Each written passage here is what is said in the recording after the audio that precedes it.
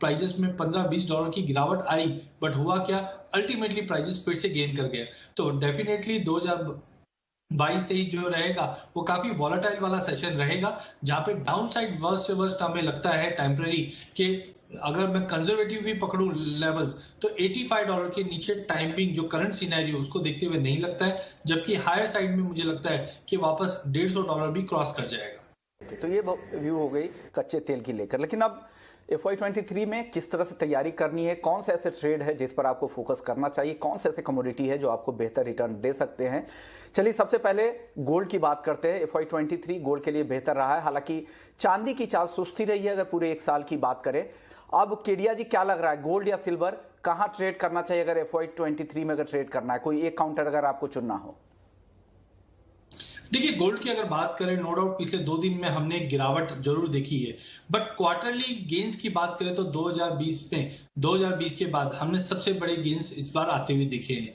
देखिए, लड़ाई बंद हो चुकी है, पीस टॉक चल रही है, जिसकी वजह से गिरा है, तो ये टेम्पररी फॉल है बिकॉज वार प्रीमियम भी कम हुआ है। बट कभी भी हमने देखा है कि लड़ाई के बाद जो इंपैक्ट इकोनॉमी पे आता है वो लॉन्ग लास्टिंग आता है। इन्फ्लेशन में कोई कमी नहीं आई है, जहां यूएस में हम 40 साल पे, कनाडा में 30 साल पे, डोमेस्टिक मार्केट में भी एनर्जी इन्फ्लेशन डबल डिजिट के ऊपर हो चुका है। ये कहीं ना कहीं कंसर्निंग है जो गोल्ड को सपोर्ट करेगा। और गोल्ड में हमने पहले भी देखा है कि जो रैली बनती है वो लंबी रहती है।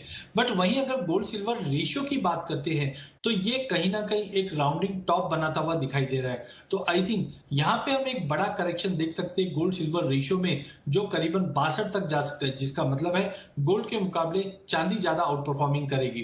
तो अगर हम अगले 3-4 महीने की बात करें तो मुझे लगता है मार्केट धीरे धीरे कंसोलिडेट करते करते ऊपर की तरफ जाएगा, जो 54,000 का लेवल गोल्ड में दिखा देगा, क्योंकि इंटरेस्ट रेट हाइक भी साइमल्टेनियसली होते जाएगी। बट ईयर एंड तक की या अगले फाइनेंशियल ईयर की बात करें तो खत्म होने से पहले हम 60,000 का लेवल गोल्ड को तोड़ते हुए देखेंगे।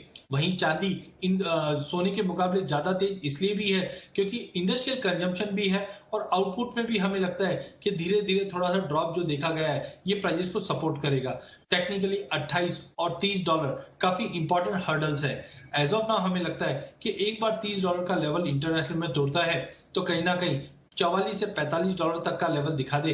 वहीं डोमेस्टिक मार्केट पे बैर मिनिमम की अगर हम बात करें अगले फाइनेंशियल ईयर खत्म होने से पहले तो हमें लगता है चांदी 1 लाख का लेवल आराम से क्रॉस कर जाएगी, जो करंट फंडामेंटल दिखा रहा है।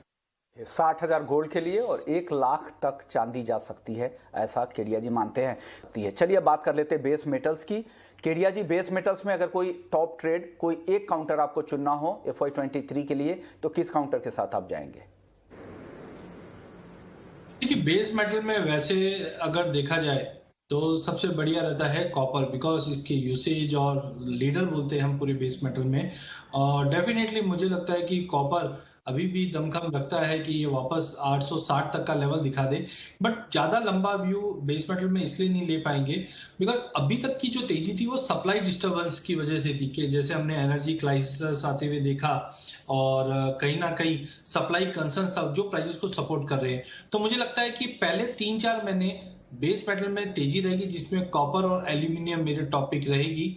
और सेकंड मतलब अगले 4-6 महीने के बाद देखेंगे तो यहाँ पे सप्लाई अच्छे से रिकवर होते हुए दिखाई देगी, जिसका मतलब है मार्केट अगले 2-3 महीने की व्यू लेकर ही चलिए। तो जहाँ पे कॉपर मुझे लगता है 860 तक का लेवल दिखा सकता है टाइमिंग, एंड एल्यूमिनियम की बात करें तो मुझे लगता है 320 तक का लेवल दिखा दे। तो ये 2 कमोडिटी पिकअप कर सकते हैं। बट ध्यान रखिए, first half of financial year ये तेज रहेंगे, सेकेंड हाफ में डिमांड तो रहेगी बट सप्लाई भी काफी अच्छी इंप्रूव होते हुए दिखाई देगी, जिसके चलते प्राइसेस में फिर से दबाव बन जाएगा।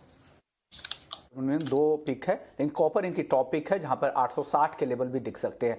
रवि जी, रिया जी, ग्वार सीड और ग्वारगम पर आपकी राय, और FY23 के लिए क्या टारगेट आप दोनों ही काउंटर पर दे रहे हैं? फाइनेंशियल ईयर 22-23 की अगर बात करें तो सबसे टॉप कमोडिटी मुझे एग्री के अंदर गवार सीड और गवार गम ही लगती है। पिछले साल अक्टूबर से लेकर मार्च तक हमने देखा प्राइसेस काफी सीमित दायरे में ट्रेड कर रहा था। 3-4 इंपॉर्टेंट फैक्टर्स है जो प्राइसेस को इंपैक्ट कर रहे हैं। पहला है कि हम एक्सपोर्ट डिमांड है वो अब बढ़ते हुए दिखाई देगी जिस ढंग से ग्लोबल इकोनॉमी ओपन अप हो रही, खास करके वेस्टर्न कंट्री सब ओपन हो चुकी है, वहां पे कोई कोविड के कंसर्न्स ऐसा दिखाई नहीं दे रहे हैं। सेकेंडली, जो यूएस अपना प्रोडक्शन बढ़ा रहा है और बताया जा रहा है कि 2023 तक 13 मिलियन बैरल तक कर देगा, जिसका सपोर्ट गवार को पूरा मिलेगा।